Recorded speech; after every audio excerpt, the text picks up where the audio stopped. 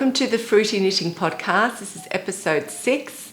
This is a knitting podcast where we also interview some fibre-related people.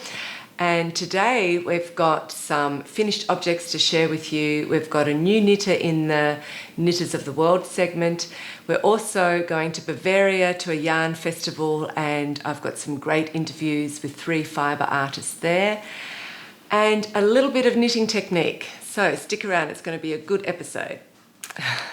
But we're going to start with, this week we actually have something in our segment to show off what we've finished, and we call that Bring and brag. Yeah, and I'm going to start. So, what are we up to? Episode 6. I can't remember what episode I started these in, but here are my socks. They're finished. You can hold one sock, and there's the other sock. Look at that, 2 socks. So, they're finished very quickly. It's a Atelier Citron yarn. Atelier Citron is a German yarn company, so it's something local here. 2.5mm needles. I did most of it on magic loop with circular needles, which was really interesting. I think that for me the big advantage of doing circular needles, magic loop, but 2 socks at a time, right? The point is you don't have to count. That's a really good thing. That was the major advantage. Apart from that, I couldn't say whether it's better to do it on circulars or DPNs. I think they've probably both got their advantages. So this is his first pair of socks. For those of you who are new viewers. This is project number 2 for me, yeah. I've done a hat and now my socks. Yeah, so he did these on magic loop, 2 at a time. First time doing socks, which is very commendable. Yep. So you meant that you don't have to count how many rows. That's right. Your socks stay the same length automatically. And I mean, if your tension wanders a bit, I don't know that my tension does wander, but if your tension did wander, then it wanders on both socks and it, all ends up even. Yeah. So that's really good. Yeah. So I'm very proud of these. And Andrea, I have to say, happy birthday. What's the date today? Yeah, it's a little bit. Don't start wishing Andrea. Andrea's birthday was about a good month ago. Was it really? Yeah. When's your birthday? April the 18th. Oh, yeah. So they are a little. It doesn't matter. It just means my birthday is extended. Yeah, but you have tried them on, and they're. I've been wearing them for the last couple of evenings because although it's warm during the day, it gets cold at night, and they've been really snuggly. They're fantastic. I love them very much. Yeah, they're very colourful, so I'm very proud to have them. And yeah. So thank you very much. Oh, and we looked everywhere for sock blockers. We couldn't find them. They don't have them in Germany. So I just ironed them. And actually, I think that's just as good. Yep. So I've saved myself about €15. And if you're a sock blocker producer, there's a whole market. In Germany. Out here, just waiting for you to jump in. Yep. Great. So, Andrea, last week we didn't have anything finished, but this week we've both got something finished. For the last 2 weeks, we haven't had anything in our bring and brag. Okay, so this, I'm very, very proud to have the Norbo by Marie Wallen finished. And so I've been talking about this and my drama with it in the last 2 episodes. But for any newbies, I'm going to summarise what I had to go through. And for all of the older watchers, I'll just have to cover Andrew again with some pretty pictures of Madeline. I went and took some photos of this cardigan with Madeline. So, bye, Andrew. I give a summary. So this cardigan here, it's knitted in the Soft Yak DK by Rowan. It's a beautiful cotton and yak blend. Totally love it. I normally don't like cotton, but I really recommend this because it's got elasticity from the yak. It's incredibly smooth and beautiful, so I totally recommend the yarn.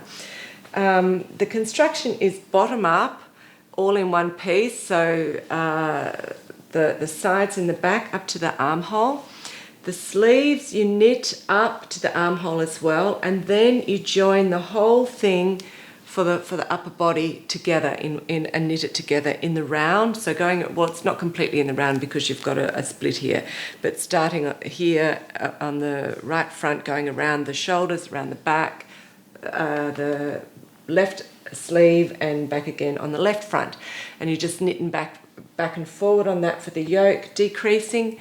And then it's featured. It features 3 panels on the sleeves of cables, and those one long one in the middle and 2 short ones on either side. And those cable panels are featured also on the neck here, all the way around on the yoke. And I had a big drama with this because I think I'm one of the first ones to knit this cardigan.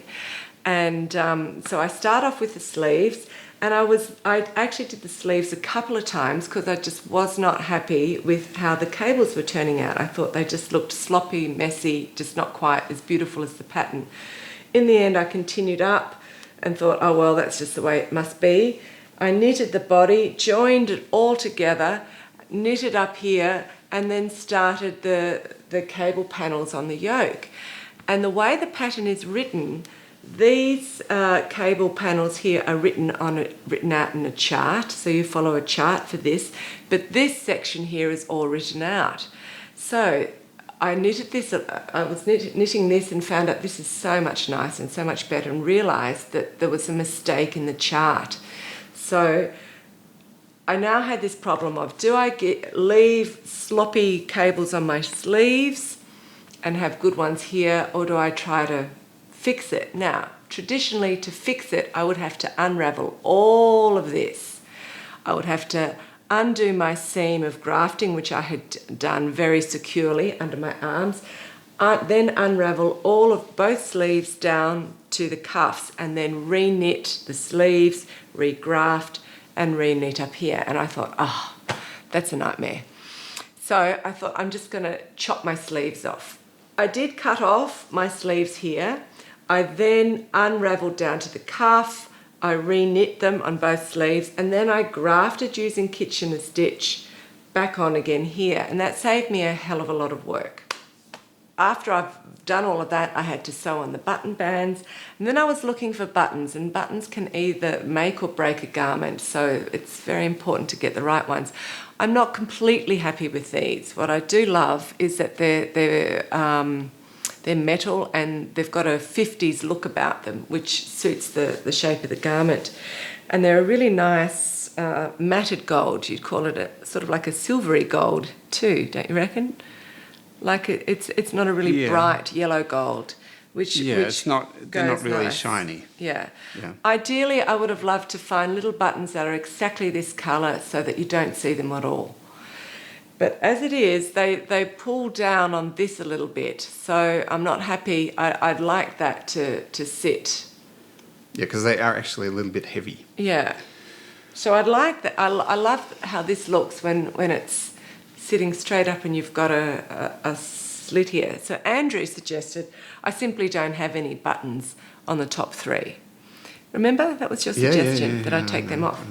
And I just visited my friend Ulrika, who you would have met in episode 3, who is a lovely lady who owns a fantastic yarn shop around the corner from me.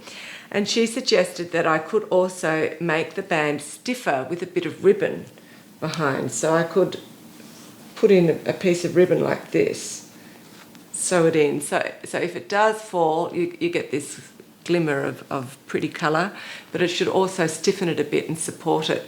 So I might do that as well. So I should then, does this still count as bring and brag? Oh, yeah.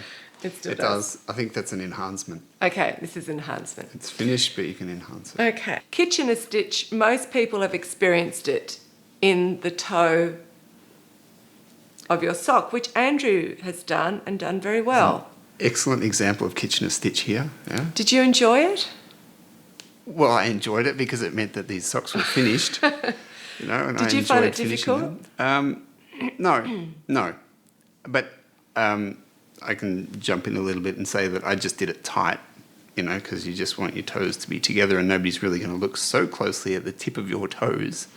Exactly. That's what I was going to say. In fact, it's almost an advantage to do it tight because it's a little bit like a seam, or make it a bit stronger, and so you certainly don't want a toe poking through, and you do have pressure on the end of your socks from your toes, so it helps to make it a bit of a denser fabric.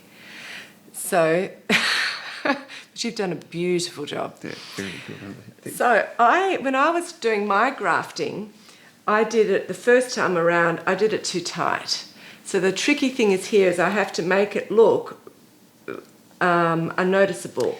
it's more visible than the tip of your toes. Totally. Yeah. So I found it, I redid it actually. It's much better to do it loose and then go and tighten it up step by step. But before you just decide to get inspired by my cutting and decide to cut your sleeves off and do something interesting, which is something you can do to a child's garment. If they've grown out of their sleeves and it's a great jumper but the sleeves are too short, chop the sleeves off. You can put a nice interesting colour panel there too and then graft back together. So, or you can do that in the length of the body. This process is a great thing to do to fix up garments, or if there's a sloppy bit, if you get a moth hole somewhere, you can do the same process, just chop it off. And if you don't have still the same wool, get a nice contrasting wool. If you're excited about feral, do a feral pattern or do a few stripes. So you can have a lot of fun with repairing your garment that way. I can tell you're about to say something. Yeah, well, I just wanted to ask, there's this guy who does these very... Tom of Holland. Yeah. You have to check out his website. He is an amazing guy and he has made an art of repairing holes or worn out patches on garments, and he spends a lot of time weaving and he does them in contrasting colours to make it like a feature.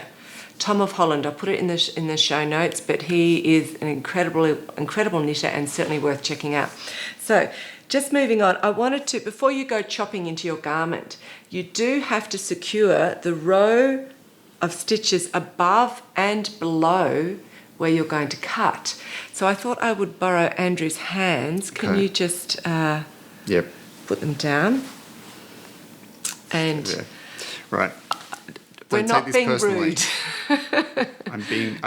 I'm knitting. I'm just showing. This is for people all those people who have done this many times, they know all of this, but for anyone who hasn't, we're just imagining that this is a row of stitches. Now, if your garment has been knitted from the bottom up like this, the row of stitches will be in V's, in columns of V's, or a row of V's like this, okay?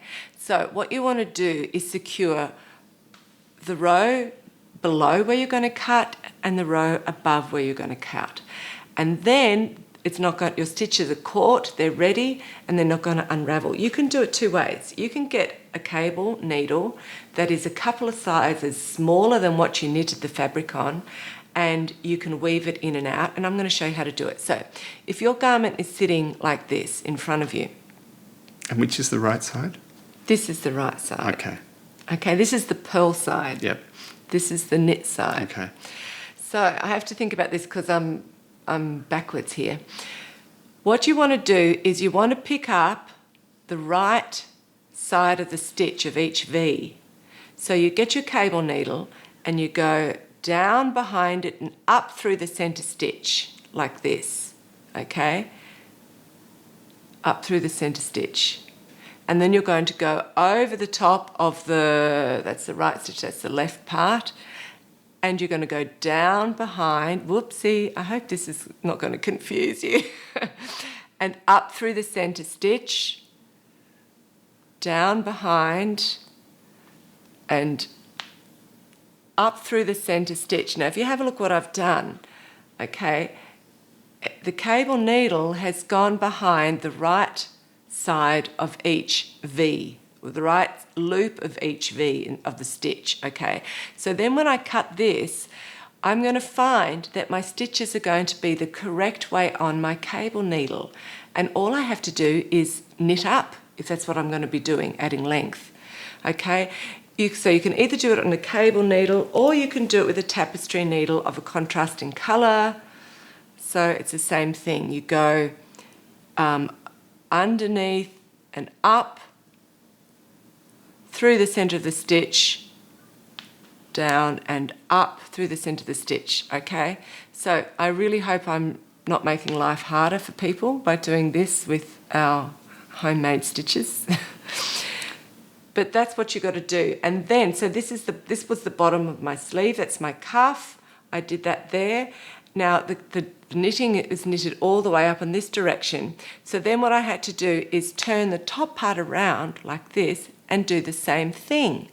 And so that would mean that this stitch would be slightly to the side. But what it means if you do it on 2 cabled needles is that the stitches will be automatically correctly on your needle, ready for grafting. I don't want to explain it too much more here because I could confuse people. You do need to see it. But I have done a video for you. It's a 2-minute video, sped up, of my exciting adventures with cutting and grafting, and here it is now.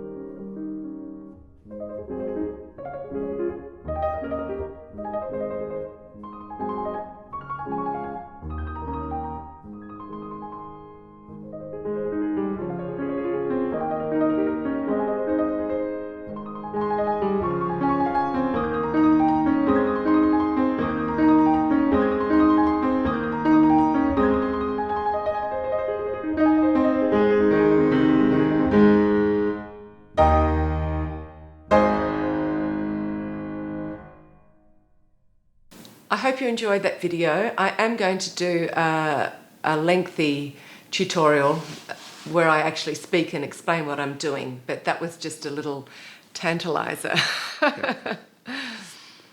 Okay, so are we moving on? We're moving on to our next segment, which is under construction, and that's where we show what we're working on now.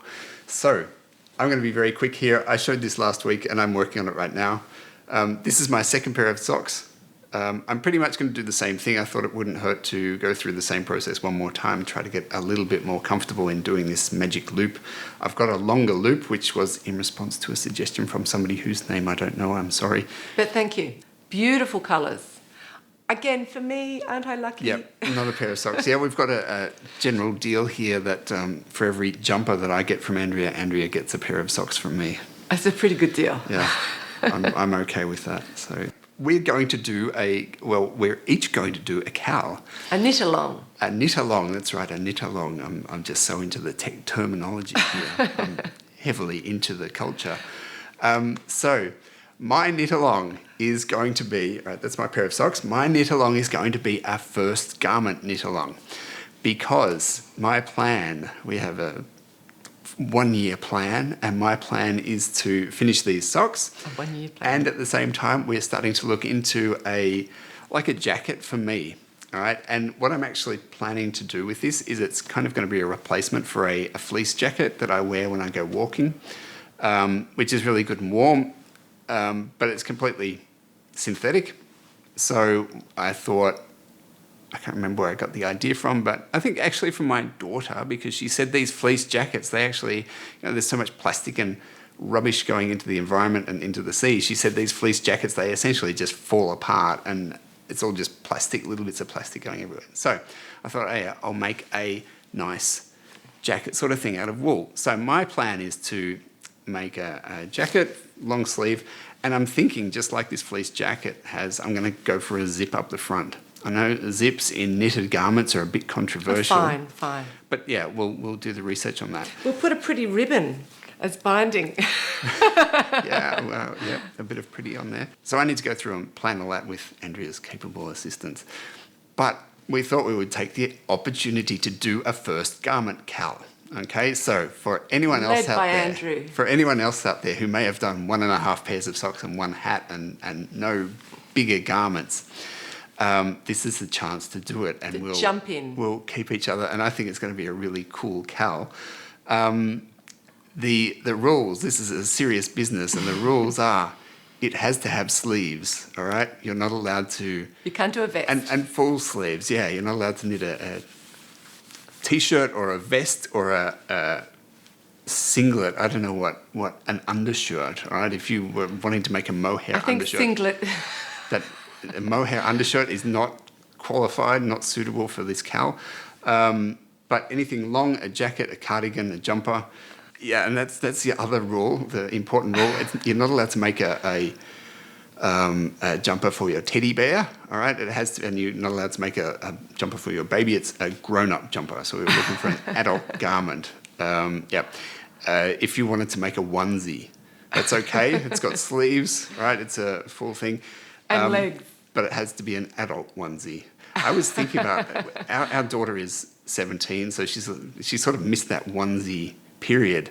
But I saw my niece had one when I was in Australia last, but I didn't really take in. Are they all just one piece? Because they wear them. And there's either a zipper or buttons up. I think you have to hop in the legs, pull up over here, and you do up here. Yeah, I think. What happens when the kiddo wants to go to the toilet? Then you've got to undo it all. I know. It's not really practical. That doesn't sound too practical to me. I don't know. Maybe it's got a flap. Could be. I don't know. Maybe they've got. Anyway, if you want to do a onesie, right? That's all right. Yeah, a nice woolen. Maybe you live in a cold area. That's fine. So yeah, that's our cal. It starts at the beginning of June. So pretty much when this is coming out, we're going to start our planning. You can start your planning. We're going to put a thread on the Ravelry, on the group, and I'm really looking forward to it. Put your stuff on Instagram. We haven't figured out what we want it tagged with yet, so we'll let you know.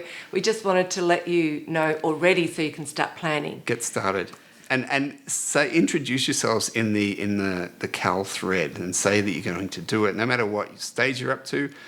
Say that you're in there, because I'm really keen to see who's coming along and what they're planning to do. Yeah. So the other rule is that you can't enter if you've already started.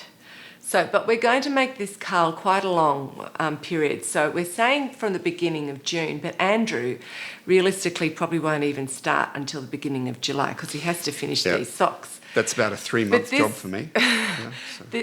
And we thought, okay, we'll go to the end of September, but then I thought, let's just add on a month so that everyone feels to the end of October. And the advantage of that is it means that people have time to plan. I think it's so important to plan. So think, what do you really need? Go and look in your wardrobe. Think, what colours do I need? What kind of wool do I need?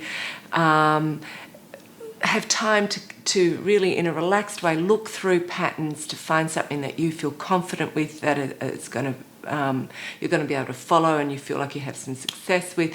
So you've got time to set all that up. And then you've got, I think it's 5 months in total, so you'll definitely finish a jumper. If you want to do 2 or 3 or 4 or 5 jumpers, go for it. Keep entering all of those. It'll be so exciting. Yeah. But you can't start, if you've already started a jumper, unfortunately, that you can't enter that. And this is really a cal for people who have never done a jumper before, because it's being led by Andrew. That's right. Proudly. Yep. And I'm going to start a cal too. And my cal is going to be a Fair Isle cal. And again, it's for garments. So it's a big project, Fair Isle. So you can do a cardigan, a jumper, a jacket. You could also, I want to make mine a little bit fair for anybody who wants to jump in the deep end. So basically no small objects, no hats, no gloves, no cowls. But you could do a shawl. If you go across to Alice Starmore's website, she has some beautiful shawls which are brilliant for a first Fair Isle project because it includes a steek, because I want to encourage people to learn steeking. And a big shawl or a throw is perfect. You've only got one steek, you just chop up and you just knit in the round. So it's quite an easy project. But her shawls are at least 60 centimetres wide and, you know, maybe 100 centimetres or more longer. So it's a decent big project. So you could do that and enter. I will allow that. But it all has to be adults. It has to be adult size. You could, I will also allow a vest for a first time Fair Isle person, as long as it's for an adult. Is yours first time Fair Isle? No, it can be all advanced, amazing Fair Isle knitters. Please come and show your great works, enter, do as many projects as possible. But I also want to include it for those people who are sort of tantalised by Fair Isle and want to take the plunge. So come in and join. Whatever stage you are, the rule is that you can't have started the project yet. But again, it's going to be from the 1st of June to the end of October. So that's 5 months. That means take a good month if you want, planning your project. Make sure and particularly for steeks, make sure you're going to do yourself a favour if you're a newbie Fair Isle person. Use good wool, good steeking wool. That means wool with the little hooks in it, quite a woolly wool that is going to stick together, a sticky wool, not something that's shiny like this that would just unravel very quickly. Then you don't have to do reinforcements, okay? And you can see, you get an experience of easy Fair Isle and how much fun it is. Yeah, so and at the end of October, we're going to have all of these beautiful garments to wear right through winter, so it's perfect. So start getting out there and thinking and planning. So there's no rush. I want you to be completely happy with your projects, be really excited about them and have planned for them so you know that you're going to be successful. So that's really exciting. If you're a newbie jumper and a newbie Fair Isle, you can enter both cows. I was going to ask. Of course. So if you're doing your first, you want to do an Alice Starmore as your first jumper. Absolute full-on cheers from us. Yeah. So jump in. So that's really exciting. We will open up the threads. We'll tell you more about it, but because it's coming, by the time you watch this podcast, it will be the beginning of June. So I want you to know so you can start planning. Okay, now we still are in the middle of under construction, but we're going to have a quick break because we've got to introduce this week's feature Knitters of the World.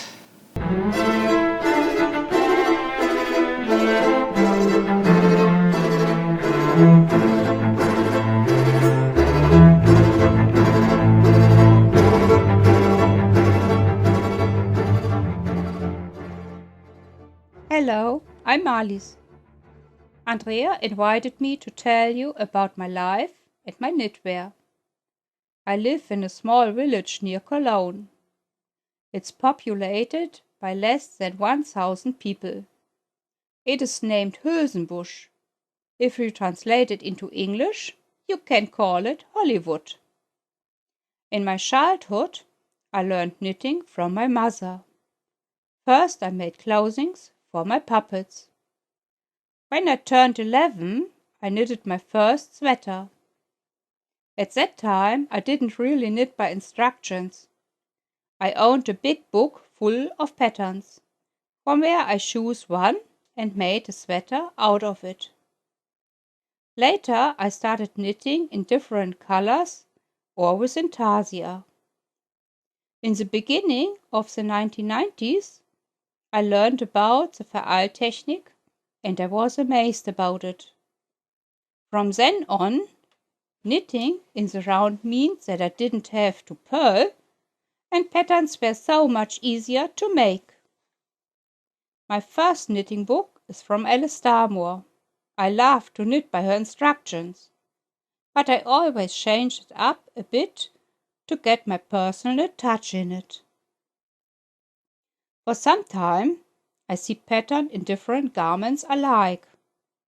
For example, I saw some bed linen with a wonderful curved arch pattern. On the computer, I turned it into knitting skirt, and I searched in my suit stash for the perfect colors.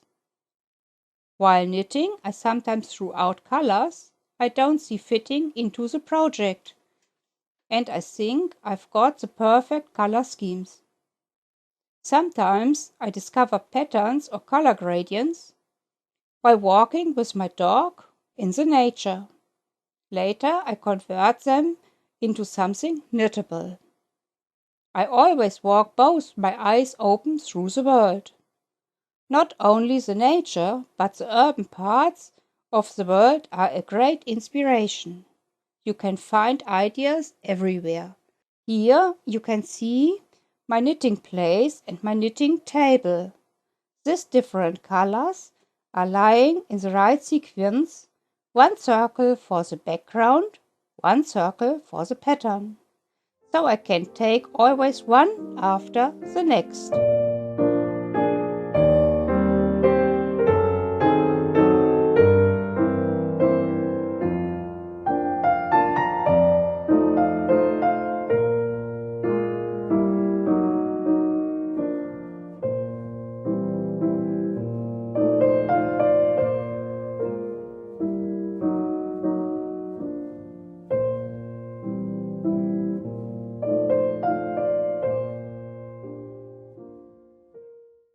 So thank you very much, Marlies. She is a great inspiration for our feral cowl. She's got absolutely beautiful work. So definitely go and check out her Ravelry page and have a look at her creations, because most of them, I think she's just completely made them up herself and they're real artworks. So thank you, Marlies. Oh, we're still under construction, and I am going to show you my new garment, which is a feral garment, but I can't enter it into my own cowl because I've already started it. Yep, and you can't enter it into mine either. I can't enter it into yours. So this is really sad. I'll just cover Andrew up briefly again. Bye-bye, Andrew. Right. This is a picture of what I'm going to knit for Madeline. It's called Lovage, and it's by Marie Wallen again. It's a very similar construction as what I've got on, except for obviously it's a jumper. So you knit in the round up to the underarms in one piece, and then you knit the sleeves in the round up to the underarms, and then you join it all together and you continue on with the decreases around the yoke. So hi Andrew, you're back again. Good. Oh, I should tell you a little bit about the wool first. It is the Rowan Fine Tweed. And it's a soft, traditionally spun, 100% wool, tweedy yarn, and it's spun and produced in one of the last surviving mills in Yorkshire. It's a very beautiful wool. It's what I used on the introduction to every episode. You'll see the back of Andrew's jumper, which is feral, and it's a tartan piece. And it's the same wool that I used in that. So it's an excellent wool for feral. It's sticky. It's a tiny piece. Some people might call it scratchy. I don't think it's scratchy. I think it's actually quite soft. But it has that wool feeling about it. But they're just totally stunning colours. So can you see that? All of these colours are going to be on the back. Would you mind helping me? Lift that up. If you lift up the base, that's right. Okay. And you can see all of these colours are going to be in this floral design up around the yoke. And they're gorgeous tweedy colours. So this blue has actually got specks of the purple in it, and the green has got specks of the yellow in it, and a darker green. And this lovely brown colour has got specks of the green and the yellow and a little bit of red in it. And the pink has got specks of this in it. They're totally lovely. I'm going to find it a lot of fun to knit. I will do a tutorial on it To be honest, it is a lot of work to many hours recording and then many hours editing a tutorial. So I don't know that I can promise that this is my tutorial will be up and up in the next few weeks. Can't promise that. But when I do get it up, I will show you how I do my two-handed ferrule, weaving in the ends as I go, and it will be very helpful. But so I'm really excited about that. I wanted to show you these gorgeous colours. I can see some of my stitches have fallen off, so I have to say that. Oops. We've got no from the archives section today because we have to keep the time down. But we visited quite spontaneously a German yarn festival in Bavaria, in Aschaffenburg. Yep. So when I say spontaneously, I saw at the beginning of the week that it was advertised, and I thought, oh, that might be nice. We'll go there and I might be able to interview some fibre artists. And I was able to do that. So I interviewed 3 different ladies from completely different backgrounds and skills and different takes on fibre. It was a great privilege to do that. They were lovely ladies, really interesting, I think, so I think you should really enjoy it. I do have to say in advance, there is a sad story at the end, but I also think it's very life-enhancing. So I think you should really enjoy the next segment. So get yourself a hot drink if you need it, have a bit of a stretch, and then settle down, and we're going to see you again quickly at the end.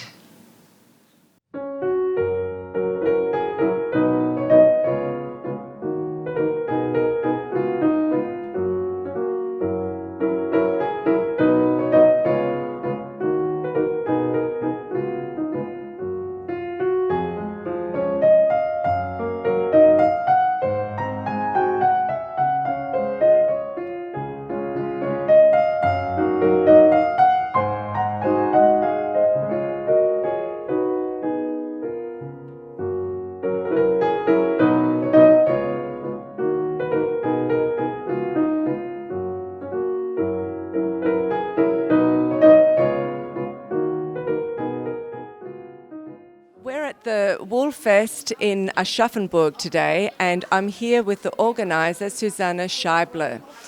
And she's very kindly given me 5 minutes of her very busy time to tell me a little bit about the Wool Fest and what's happening here today. Okay, I have a little yarn shop in Aschaffenburg, and all the yarn fairies are in the south and in the north, and in the middle of Germany there is nothing. And so I decided to make one on myself. That's a lovely idea. And you've got about 15 vendors here, is that right? Or 20? I think there are 19 or 20, I don't know. Die Aussteller kommen aus der Nähe von Frankfurt und in letzter Zeit auch weiter her. Okay, so all the vendors that are coming around from the area where I live, which is in Frankfurt, and slowly they're also coming from further afield. So I want to also ask you, you have some really beautiful yarns here in your shop. What do you specialise in? What kind of wools are your favourite wools? My favorite yarns are the Nordic yarns, Danish, Swedish, because I like the the feel of it. Yes. Yes. Some people find it itchy, but I like it because this yarn speak with me. Yes, I also think that a slightly scratchy yarn makes you feel like it's wool. Mm-hmm. Yes, of course. And it's great for a jumper. Yes, I like them very much, and you can knit Fair Isle, and it looks very beautiful. Good. Okay. Well, thank you very much for your time. I know you're so busy, but you've created a really beautiful wool fest here, so I'm happy to be here. Thank you very much. So I'm here today with Margit Hofmann. Hi. And she dyes her own wool out of natural fibres, and it's called Alte Künste, which is ancient art. So she incorporates historical recipes for dyeing her wool, and I'm very happy to be able to speak to her today and ask her some questions. So, Margit, perhaps we could start with right at the beginning. What got you into dyeing wool in the first place? Well, in the first place, I wasn't selling dyed yarn. In the first place, I was doing workshops and events at museums and showing people how yarn was dyed in medieval and historic times. And over the years, I got to the point where I had taken up knitting again privately as a hobby. And at some point, I wondered, why can I not get natural dyed yarn, which I do at the museums, for nice knitting? And everybody in Germany was like, you can't do that, it's not possible, the quality doesn't fit, it doesn't have the right, it's not light fast, it's not wash fast. And I was like, but that's all not true. Of course there are colors that are not dye fast and not wash fast and not color fast and all of it. But through the centuries, people knew which colors were good and which weren't. What color do you just use for an Easter egg because it won't last longer than a few days anyways? And also garments were kept for generations, so their colour had to stay fast. Exactly. So I decided I'll give it a try because I thought I really know how to dye with natural colors, and it works. So did you originally, where did you learn your techniques? Did you learn them before you were working in the museums? I learned it mostly in the museums with other dyers there, but they don't sell their dyed yarn. They do it to show events at the museums and at other historic events. And then I looked more deeply into how to dye industrial modern yarn. And that's when I went a bit abroad, studied a bit with professional dyers in France, a bit in England, and then I came back to Germany and started dyeing yarn here. Yeah, because here in Germany, for people, they have no relation to natural dyed yarn anymore. Everybody thinks it is low quality, it's not good, and they're totally surprised to see that it does work, while in other countries, like Turkey and also southern European countries, Italy, Spain, France, they have a long history of natural dyed yarn and they value natural dyed yarn. Very often they insist that for certain products they want it naturally dyed. While here everybody is like, whoa, get me the modern industrial stuff. But it's a different color range. What kind of ingredients do you use? And without giving away all of your great secrets, is there any process that you can tell us about that makes the wool light, fast, and wash fast? It totally depends on the dye matter that is used, so the plant and sometimes animal matter. With natural dyes, you have to mordant the yarn first and then apply the color, and the color comes from the plants. And you cook them, it's like boiling, like a tea. And then the mordanted yarn goes into the dye solution and stays there and is heated for a certain amount of time. And the quality of the brightness of the color depends on the plants used, but it also depends heavily on the quality of your local water, for example. So dyeing with the same plant in southern Germany gets you a slightly different shade of color than, for example, in northern France or in southern Italy. Yes, because the calcium levels in the water does that play a major role? Is it, or what else plays a role? The calcium level, but also there is softness in it, and there are always certain minerals in the local water, and they all affect how the plant reacts with the yarn. And you've got some really beautiful bright pinks and lime greens. Maybe if you want to get or let's just get a couple and show. They are beautiful bright colours. So what kind of plant ingredient is that dyed from? So this is no problem. So this is cochineal in English, and that is actually the animal part of natural dyeing. Okay. It's a tiny lice that lives on cactus, and the females have a color in them. They are red. So in the 70s here in Germany, people would tell women, "Ooh, you have dead animals in your lipstick," when they had a bright red lipstick. So that is where it's still used in Germany, in Europe, as an ingredient for food coloring. Yes. So that is the same thing. It gives you a bright pink, and also some purples can be derived with further processing from it. Okay. Yeah. And the lime green is actually two colors. There's a very light yellow underneath, and then it's overdyed with indigo, with just a little hint of indigo, so that we get this wonderful bright green. Very, very beautiful. And what kind of fibres do you use? Do you have favourite fibres anyway, or do you first of all look at a fibre that is going to go very well with the natural dyes? The best for natural dyes is protein fiber, so some kind of animal hair.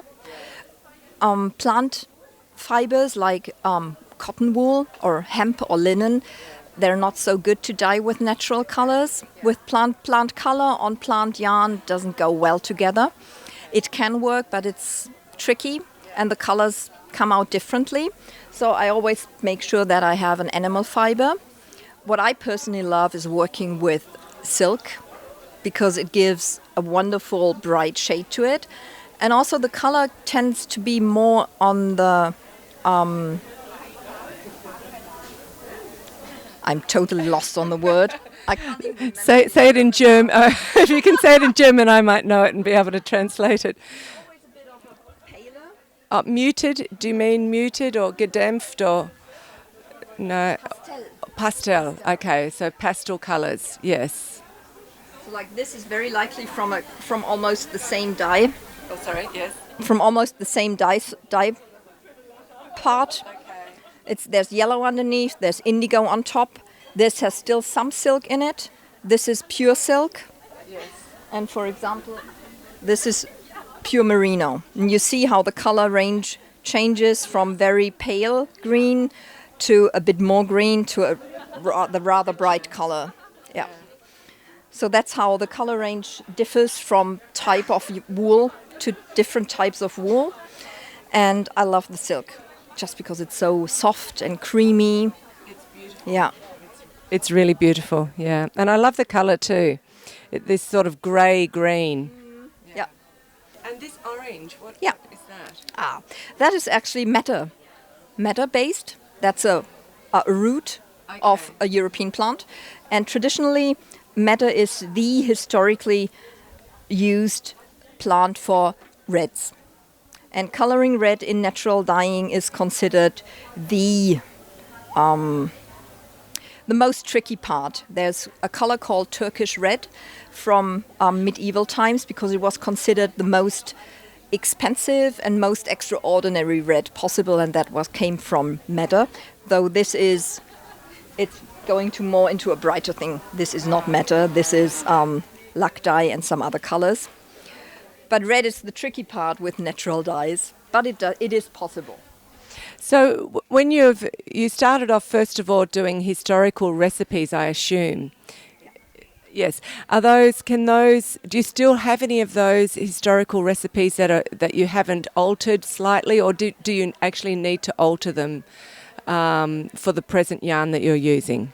There's no need to alter it for the yarn actually, but historically there are some chemical processes where people were just not aware of the chemistry behind the process. They would just go along with this works and gives this awesome color. Mordants, for example, or modifiers that are actually not good for your health in historic recipes.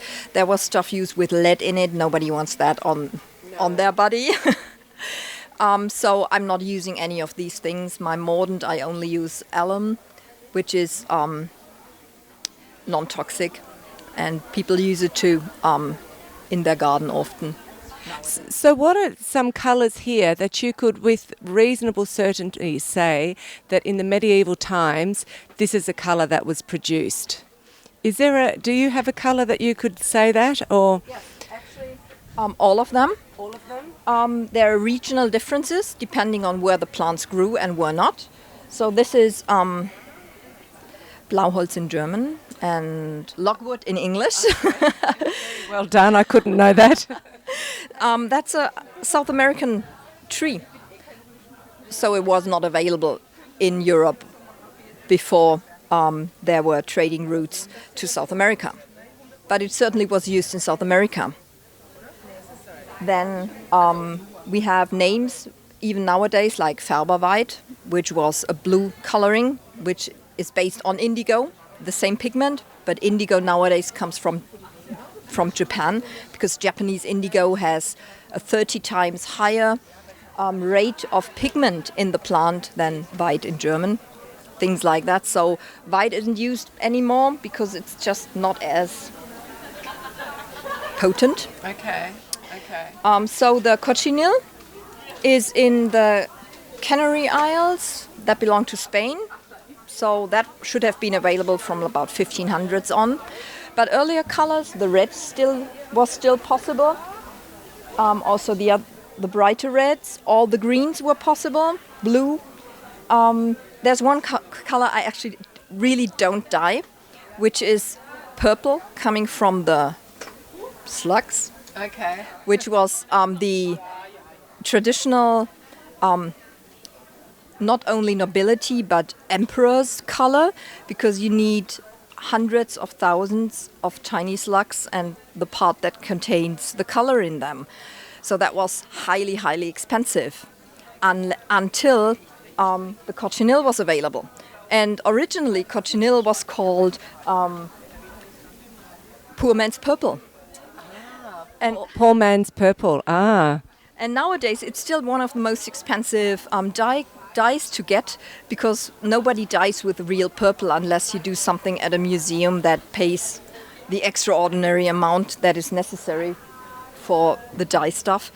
I don't even think that real purple is available on the market at the moment. It's very interesting hearing you talk about this. You're probably one of the most knowledgeable dyers around with your historical knowledge. That's natural dyes. I have no idea about acid dye or industrial dyes. So, on a more personal note, what do you personally love about dyeing? Because obviously you've got a lot of historical knowledge, and I can understand that's how you first got into it. What about the actual process of it? What are joys and maybe even heartaches or annoyances that you have? What I love about natural dyeing, and what can also be the annoyance, is that the color and the plants do what they want to do. And you can plan ahead as much as you want. If the plant doesn't want to go along, it's not going along. So it's a process of being willing to see how is the plant doing with my water, with the temperature, how's the charge? No, the lot I get from my supplier. It depends on where was the plant grown, how was the soil, how much mineral was in the soil. And next time I probably get a batch from a different area, and it has a different mineral level in it, and it will come out slightly different.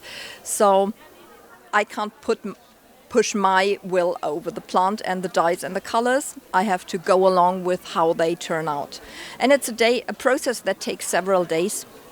Natural dyeing, I always tell people it takes 3 days at least from starting getting the yarn from the spinner company till I have it at a point where it just needs to dry and I can sell it.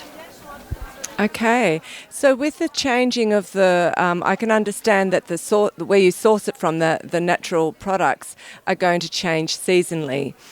Does that mean that your colourways, can you keep your colourways basically the same, or do you change them regularly based on this change?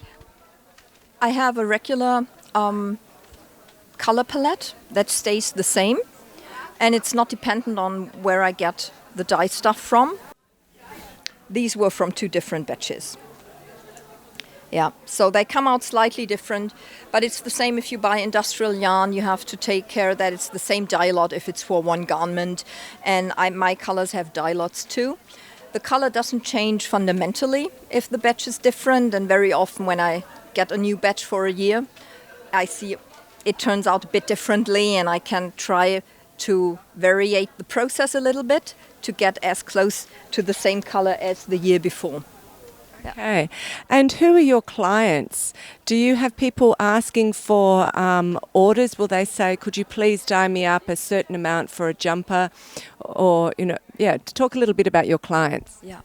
Well, my clients come to my stall because they want to have the special colors, and they do look radically different from acid dyes or industrial colors. What people love about them is that you can add colors and they don't look weird together. Like you take the lime green and a pink and, well, you have to like pink, but it's not that you think, oh my God, nobody can wear that together. So they all match, the whole palette matches, which is great for colour work and, yeah. And that's the specialty about natural dyed yarn, that the palette totally matches no matter what was the original colour.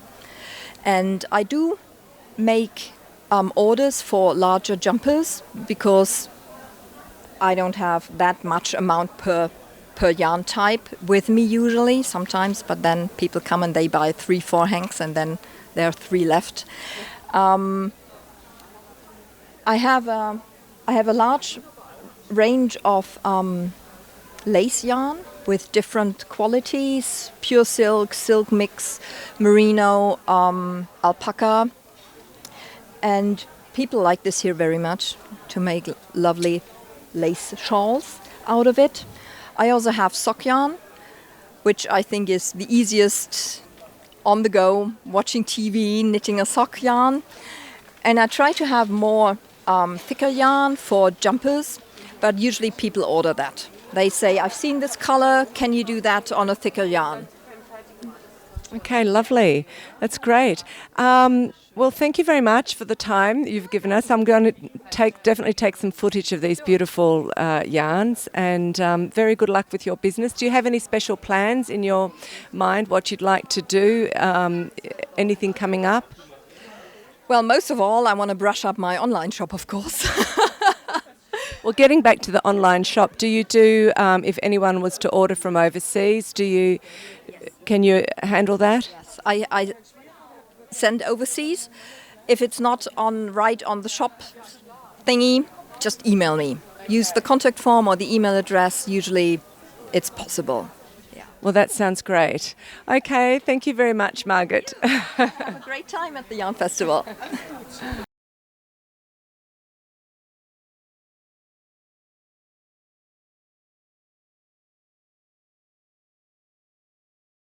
I'm here now with Maike, and Maike has her own little Geschäft, I'm speaking German now, her own little business called das Regenbogenschaf, and that means the rainbow sheep. Yes. Yeah. And I've just had a quick chat with her beforehand, and I found out that she started her whole dyeing adventure because she had 5 sheep of her own. So we're going to start there. I find that very interesting. Yes, me too. Yeah, I had my own sheep, and then I bought me a spinning wheel and shear my sheep, and started with spinning and knitting.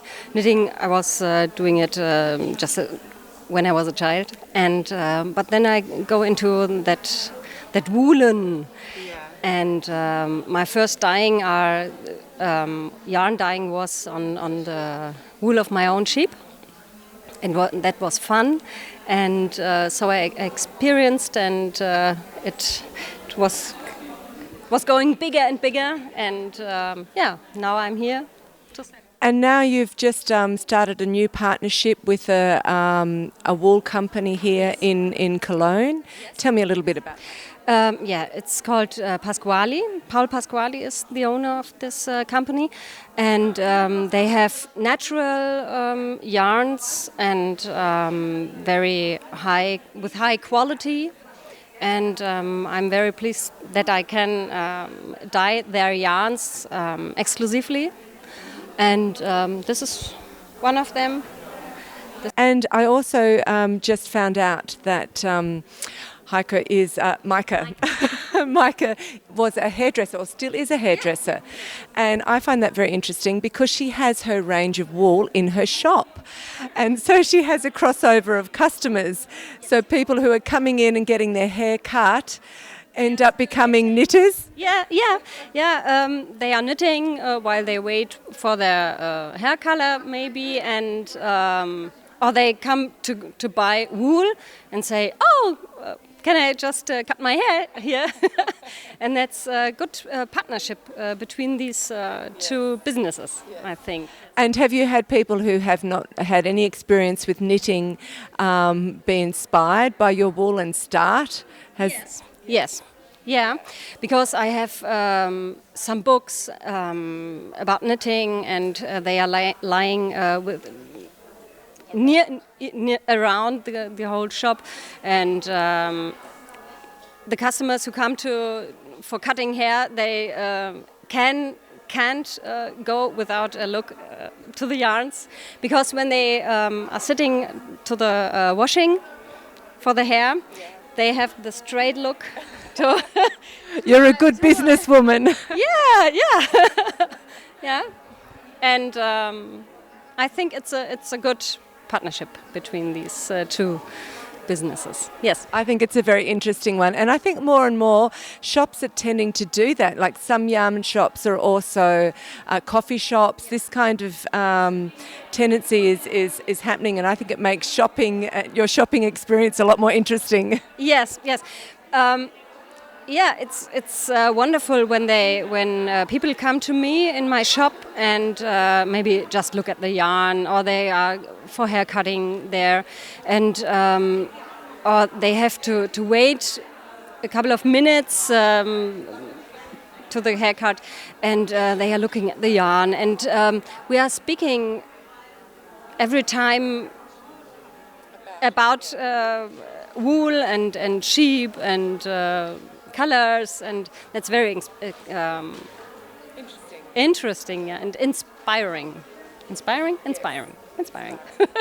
And so your knowledge when you went through hairdressing school of colours and dyes and what colours look good and what you can combine, how has that helped you, or has it helped you as a yarn dyer?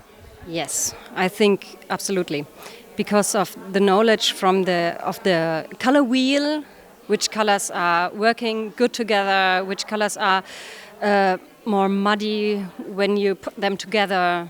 So you don't have to. Or when some colors, when you put them together, you have a very deep and muddy and ugly color, not shiny, not bright. When I started with the hand dyeing of yarn, I put the colors like yellow and green and blue and pink all together on one skein. This is pink, this is green, this is yellow, maybe.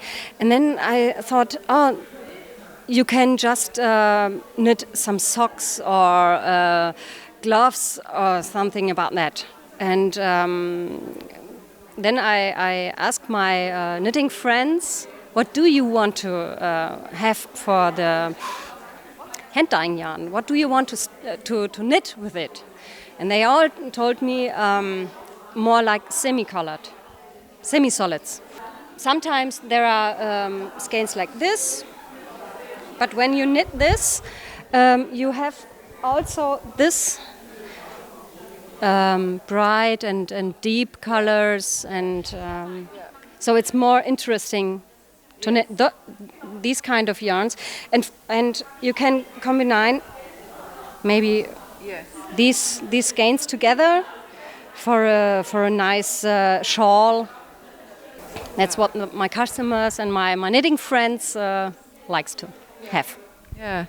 Yes, they all look like you could almost pick any, and they would go well. So they're all the same or similar toning, aren't they? Yeah, that's right. Yeah. Beautiful. And do you have a particular combination of fibres that is your favourite to dye or favourite to knit with? No, I like them all. I love them all. Yes. Well, thank you very much. Thank you. It's a lovely little interview and lovely to see your beautiful yarns. Thank you. Thank you very much.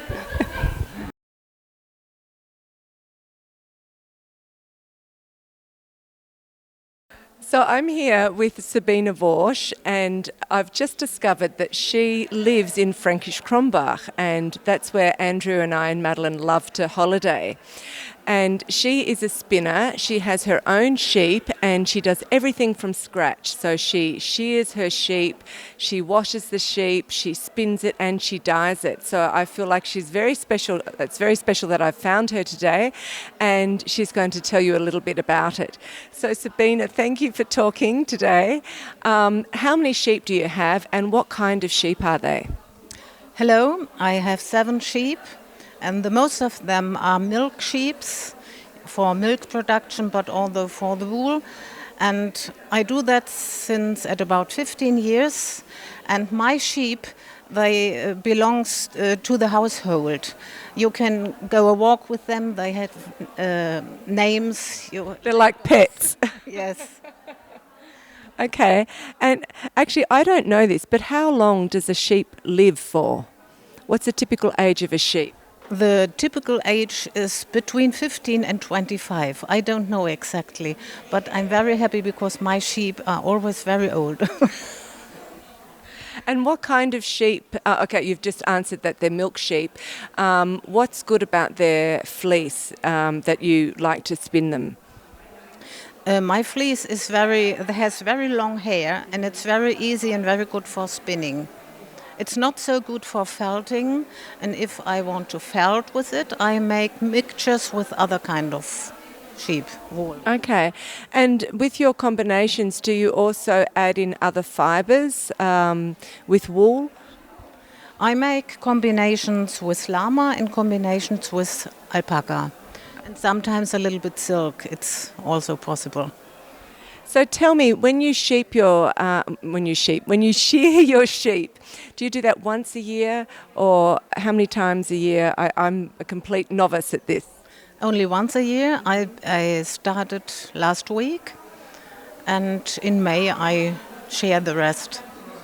And then what's the process? So just talk me through it after you've sheared the wool off the sheep.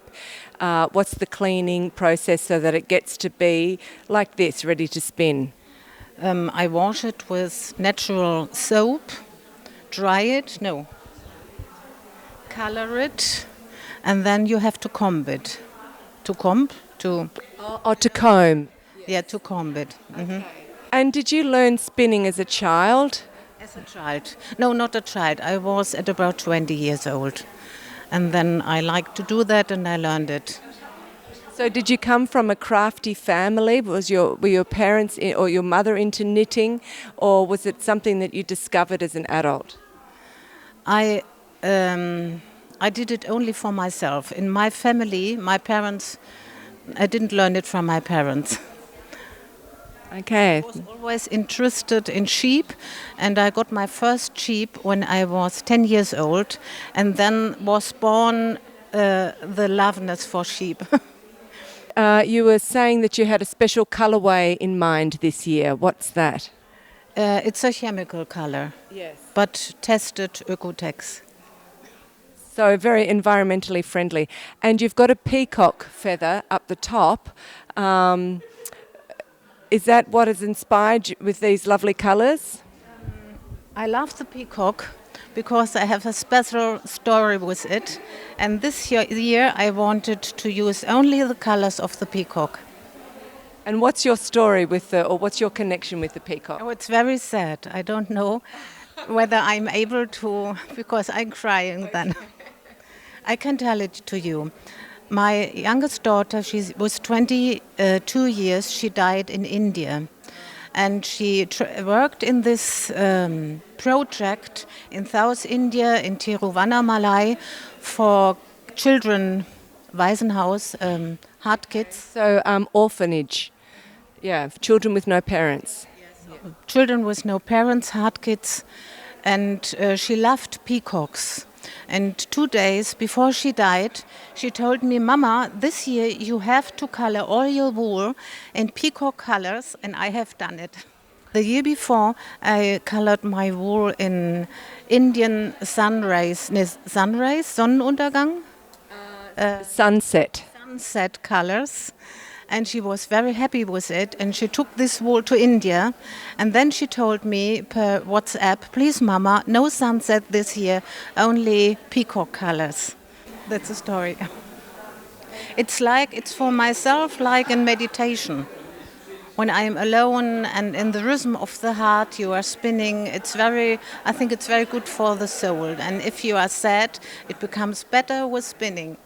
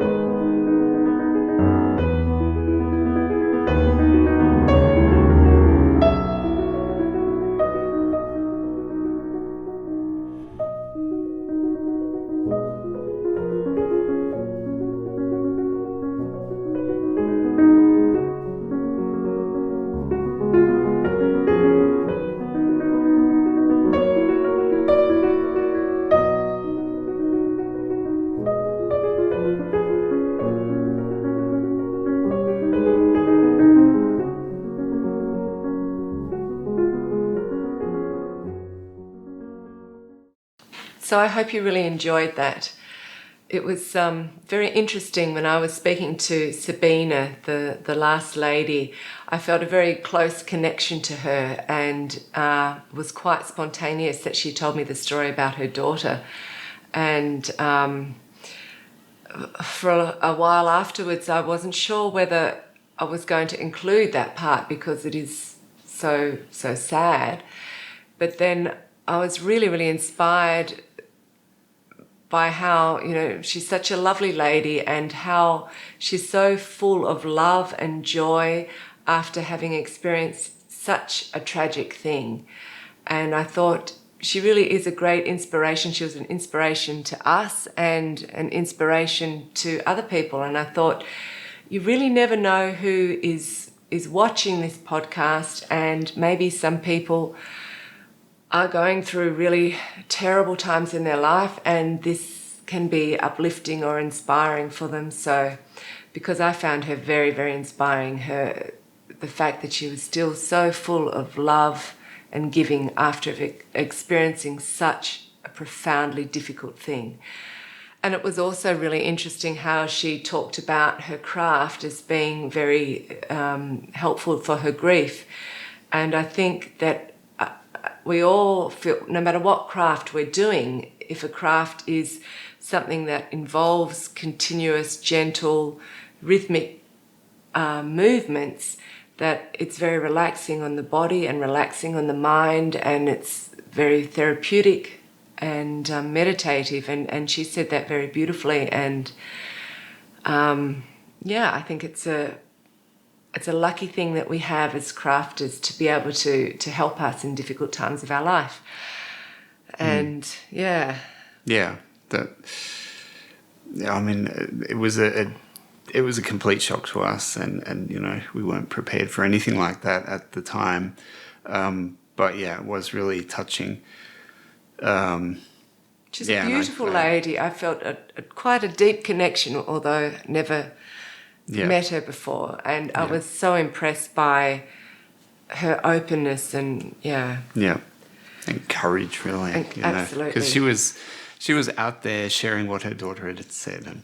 And I just wanted to mention, Sabine mentioned that her daughter was out in India helping at an orphanage. This is a calendar which has been produced it's actually produced by a club in Germany which supports this orphanage. I'll put a link in the program notes so that you can find that. This material is in German. I'll see what I can find as whether there's another associated organisation. If you're interested in looking the at US. it all. Yeah, of course. Yeah, but this one is called heartkids.de. Yeah. But it is, I found all three ladies were very lovely ladies, very different personalities, and it felt a real pleasure and privilege to be able to interview them. So we've included the contact details for all three of them. Go and check out their websites. Like they said, if their websites are still in German, just write to them and you want to contact them, or you want more information, or you want to try and buy their wool, email them in English and you won't have a problem. But yeah, so I hope you really enjoyed that. Yep, so that's our program for today. Thank you very much for watching. We really appreciate that. We're on, or Andrea's on Ravelry as Fruity Knitting. We have fruityknitting.com. We're on Instagram as Fruity Knitting.